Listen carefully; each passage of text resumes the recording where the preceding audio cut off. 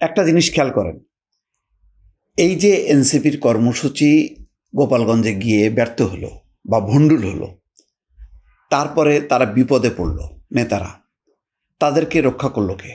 সেনাবাহিনী। তাদের এই ঘটনায় প্রথম প্রতিক্রিয়া জানালো কে?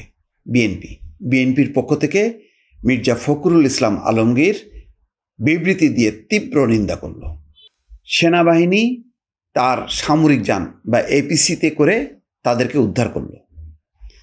দেখেন, এই দুইটা প্রতিষ্ঠানকে এই এনসিপি নেতারা কিন্তু বারবার আঘাত করেছে, সমালোচনা করেছে এবং এমন সব বক্তব্য দিয়েছে, অনেকে বলেছেন যে না, এটা ঠিক না।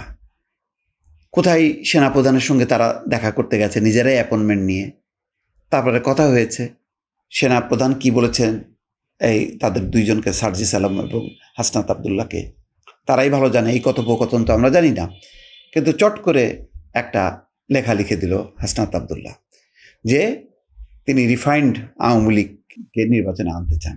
একটা তুমুল বিতর্কের মধ্যে ফেলে দিল সেনাবাহিনীর একজন সর্বোচ্চ ব্যক্তিকে, যার কিনা এই পট পরিবর্তনে একটা উল্লেখযোগ্য ভূমিকা আছে। খেয়াল করেন, 5ই আগস্টের যদি সেই স্টিয়ারিংটা না ধরতেন তিনি, কি পরিস্থিতিটা হইত। তখন যেমন শেখ হাসিনাকে উদ্ধার করে বা পালানোর সুযোগ দিয়ে একটা দায়িত্বপূর্ণ ভূমিকা পালন করেছে সেনাবাহিনী। আবার সামরিক যান এপিসিতে করে হাসনাত আবদুল্লাহ, নাহিদ ইসলাম, সার্জিস আলম তাদেরকে সরিয়ে নিয়ে বা উদ্ধার করে আর একটা গুরুত্বপূর্ণ দায়িত্ব পালন করেছে। অর্থাৎ সেনাবাহিনী দেখেন সবসময় সংঘাত এড়ানোর চেষ্টা করে, রক্তক্ষয় বন্ধ করার চেষ্টা করে। এটাই কিন্তু তাদের জাতীয় দায়িত্ব। এই জন্য ঘুরে ফিরে কিন্তু শেষ ভরসা সেই সেনাবাহিনী। কিন্তু সেই সেনাবাহিনীকে নিয়ে আমরা দেশে বিদেশে এমন সব কথাবার্তা বলি, এমন সব রাজনৈতিক কথাবার্তা বলি, যেটা খুবই দুঃখজনক।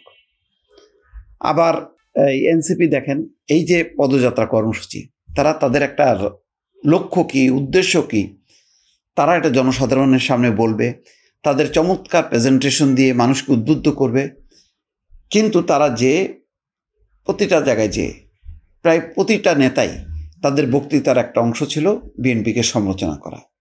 বিএনপি একটা প্রতিষ্ঠিত রাজনৈতিক দল, তাকে দুর্বল করলে মানে কাদের লাভ?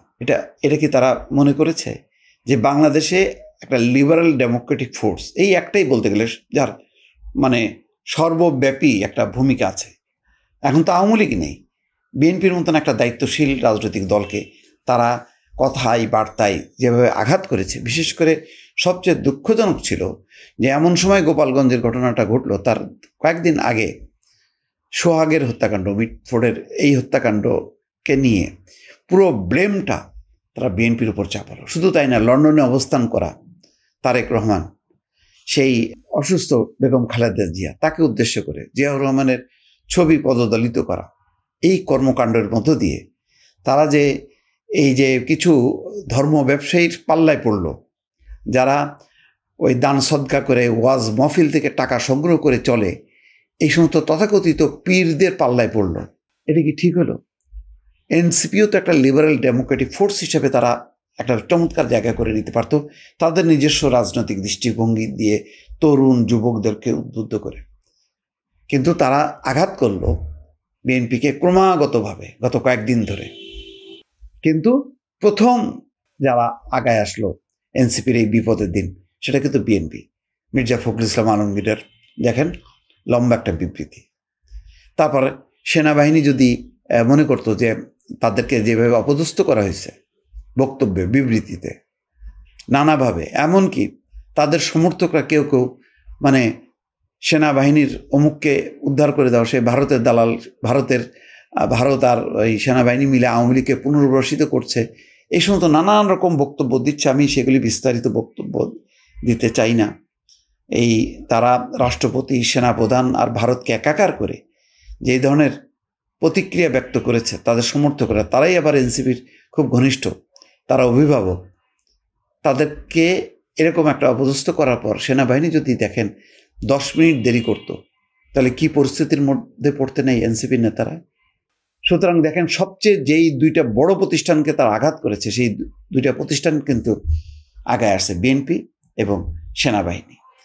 এটাও এনসিপি নেতাদের মাথায় রাখা দরকার। তাদের চলার পথ সামনে অনেক লম্বা। সেই লম্বা চলার পথে খুব ধীর স্থিরভাবে এগোতে হবে, চিন্তা ভাবনা করে আগাইতে হবে এবং বুঝতে হবে যে আমার রেঞ্জটা আমি কতদূর পর্যন্ত যাব, কতদূর পর্যন্ত যাব না। আমি যদি মনে করি যে না, শেখ হাসিনার পতন ঘটালাম বললে আর কিচ্ছু নেই আমার সামনে, নো, এটা মনে করার কোনো কারণ নেই। আওয়ামী লীগ এখন একটা ফ্যাক্টর, এটা মাথায় রাখতে হবে। বিএনপি ফ্যাক্টর, বড় ফ্যাক্টর, সেনাবাহিনী একটা ফ্যাক্টর। এগুলোকে মাথায় রেখে নিজস্ব রাজনীতির উন্মেষ ঘটাতে হবে, জনসম্পৃক্ততা বাড়াইতে হবে। আজকে গোপালগঞ্জের ঘটনার পর কেউ কিন্তু পাশে ছিল না। ওই সেনাবাহিনী, আইনশৃঙ্খলা বাহিনী, তারা তাদের প্রবেশ এবং তাদেরকে বিদায় প্রতিটা ক্ষেত্রে যে ধরনের সহযোগিতা করেছে, এই ধরনের সহযোগিতা সাধারণত কোনো রাজনৈতিক দল পায় না, সেটা কিন্তু তারা পেয়েছে। সুতরাং মাথায় রাখা দরকার যে এইসব প্রতিষ্ঠানগুলোর ব্যাপারে তাদের দৃষ্টিভঙ্গি কী হবে, বক্তব্য কী হবে। আর আমি নতুন রাজনৈতিক দল করতে যে আরেকটা রাজনৈতিক দলকে বিপর্যস্ত করা, অপর্যস্ত করা, দোষারোপ করা, এই জায়গা থেকে বের হয়ে আসতে হবে। দর্শক ভালো থাকবেন, আল্লাহ হাফিজ।